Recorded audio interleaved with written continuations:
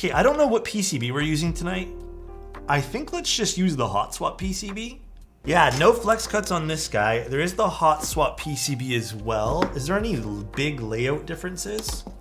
It is fixed layout for the hot swap. What's this on the PCB? This sounds ridiculous, but it looks like a little logo, like a little eyeball or something. What plate did Mr. Georen use for his? I think he used, I'm assuming he used alu, so maybe we'll use FR4. Let's do some FR4. All right, let's take a look at this keyboard, shall we? Shall we? All right, let's see this thing. About to lose it when this thing comes out. Oh, I just heard some screws. Oh yeah, some screws came loose. Okay, hold on, let me see if I can get these screws out.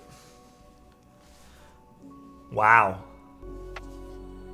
Interesting. Side profile, I'm gonna be honest.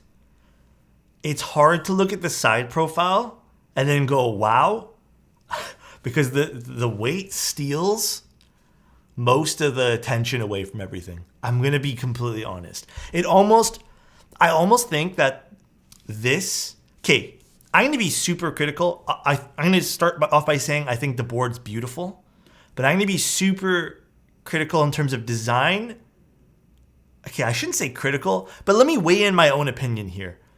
I kind of think that if the board has so much focus on being this ripple over here and has a lot of like, you know, attention to this beautiful, beautiful weight, I think maybe exaggerating a side profile, kind of like the Andromeda, obviously it would be expensive, but I think even giving this some sort of like circular, you know, effect to kind of draw out the ripple, you know, like giving this a little bit more of like a, it's rippling and causing the whole board to be rounded.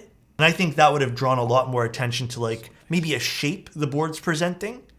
But it kind of feels a little bit, not so much over here, like I like this is awesome. But when you're looking at it from like this over here, it's kind of unassuming that this is the ripple, you know what I mean? So I definitely think some sort of rounded side profile might have been really beautiful. I'm not talking about like a round arch. I'm talking about like round extending horizontally. So yes, it is like a wave over here for sure, and I don't mind that. It's so interesting how they did this too, because it's not like, when you look at it from here, it's not like crazy amount of, you can kind of see in that little shadow. It's not like super extruded either. Would have been cool if they added the ripple effect on the front over here too. Let's see this from the side. Yeah, it's cool. Wow, that's really awesome looking. This plate seems a little tight with the stabies. It's a little tight, but we got it in. Do you guys have any plans for the rest of the night?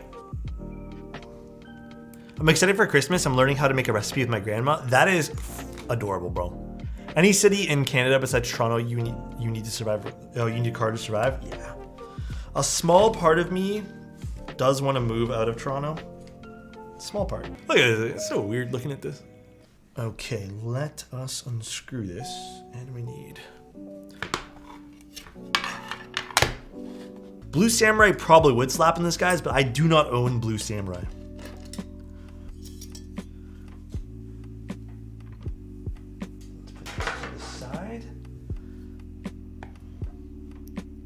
I think there's also gaskets we can use, but I'm gonna try these first. So these are like little O-rings, which is reminiscent of some of the more recent keyboards we've seen. Actually, this is a fun way of putting on the gaskets as well. You just put on these like tiny little O-rings. I don't mind this. Hopefully this sounds good. All right, let's put this together. Pretty simple construction, guys. This is not that hard to put together, which is actually a pretty good thing. Beautiful looking keyboard though. I'm quite impressed. Oh yeah, they're slightly different sizes. So the black screws go on the back. Don't love that. You still really have to press hard for it to catch though. All right, so here is the one thing I can say and why I think there should be one more screw point. I noticed this before when I screwed it in. See how this side, see how it's a little bit bowed in the center? I know it's not focusing nicely, but I know, I'm sorry. There's a slight bow in the middle. Actually, this is a good way to show it. So I feel like one more screw would really help this out in a lot of ways. Isn't that part of the design? No, that's just the metal bowing. It's because it's only screwed in from two sides, right? It looks so good with Voyager. Let's take another look at the keyboard. This is a perfect set for this. Damn, that looks really nice.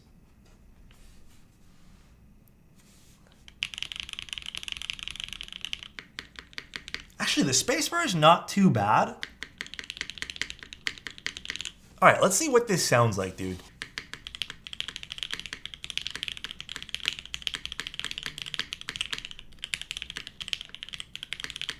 You know, I like this.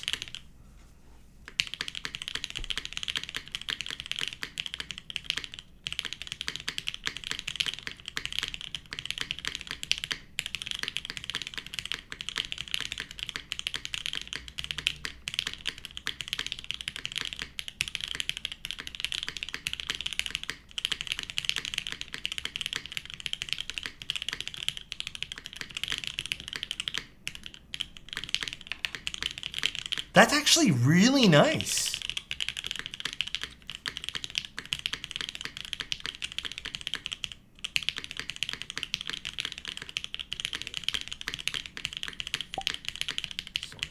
The F keys are actually really consistent too. I don't mind the spacebar as is. Okay, I'm gonna point out that I think FR4 was a really good call here. And I really, really, really like the Gatoron Cap V2s. I seriously do. They're awesome. All right, one last thing I'm gonna try before we log off today. One more thing. Let me open this up one last time here. I also think not overscrewing the sides, very important too. I think you kind of have to not overscrew it, because when I had it overscrewed, it sounded metallic-y. One more thing I'm gonna try. I don't know if this is gonna do anything. I'm gonna take out the O-rings here and here. So these two O-rings underneath the spacebar. I just kind of want to see if this does anything. Is it me or does it sound a little different now?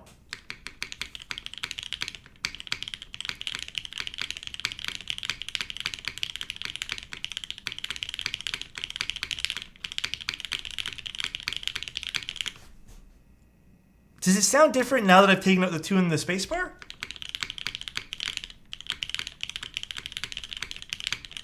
It feels like it's a little bit lifted in sound, like it's reaching some of the higher end. Maybe not putting, because you know what, I think there's room for this spacebar to kind of like, oh wow, that actually adds a little bit of I don't know if you guys can see this. It adds a little bit of movement where the spacebar is too. Because otherwise this was pretty stiff. I kind of think not adding these two, I had a feeling not adding those two on the bottom is the move. And maybe we can even experiment by taking out some of these in certain areas where it's mounted. Damn, that actually, okay, I'm not gonna lie. This is kind of my ideal sound signature. It feels pretty nice now too. Like it has a bit of flex and I kind of like that. All right, maybe not putting O-rings on, it's the move. They have the OG springs. I didn't have time to spring swap these. I think I honestly would spring swap these. I'm not gonna lie to you guys. The stock springs on the Gatoron caps are, I felt some that were inconsistent. So I would spring swap them, yes. I just didn't have time to do that today, but. Nice. So I think the two things, if you guys end up getting a Ripple, don't overscrew it. That also solves that bowing problem on the bottom. And then perhaps you can play around with the O-ring. I still would have loved to see one more screw point in the center, so it can at least be a little bit more flush in the odd case that someone does like the sound signature of it a little bit more tightly screwed, but I'll never overscrew Alex. Huh? I'm not gonna lie, I really like this combo. And I think I would actually build it in this exact combo. Have a good one. Take care, everyone.